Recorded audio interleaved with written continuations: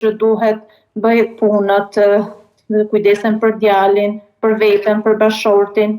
Edhe është plus dhimbja që është prezent çdo moment.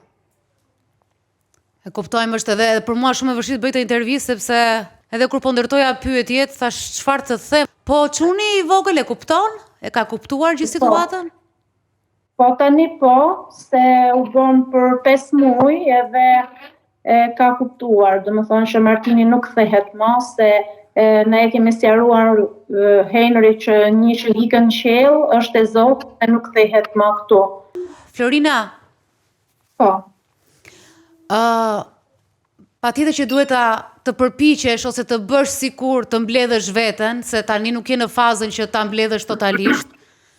E ndoshta do jetë vështirë për gjithë jetën tënde, por javët e para, siç na ke rrëfyer, ke qenë një gjendje shoku. Doja të kuptoja më shumë të pjesën e pas ngjarjes. Sa të zgjati e pjesë?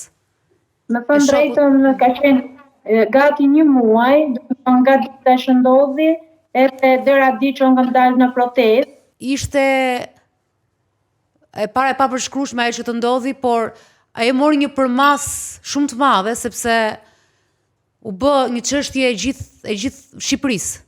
Ndoshta edhe më tutje, edhe e shqiptarëve jashtë. Kështu që momentet e para, ditët e para, të paktën ke qenë edhe në dramë, edhe në shok, por gjithashtu edhe rrethuar nga shumë zhurma, shumë njerëz.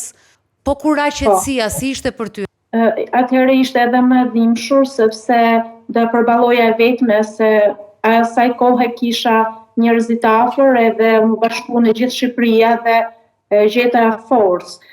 Gjithsesi këtë po thoja pak më parë, se unë për 1 muaj kam qenë shoku dhe nuk kam qenë aftë që flas. Kurse tani kam vendosur që të flas, ta ngrej zërin. Drejtësinë kërkojmë, se ato fëmijë ishin dhe ne kemi dhënë mesazhe që ditën e parë, mesazhe pozitive se ne e kishim dhimbjen përbashkët, por kur njëra palë reflektohet dhe tjetra nuk kërkon as falje, edhe këtu revoltohesh.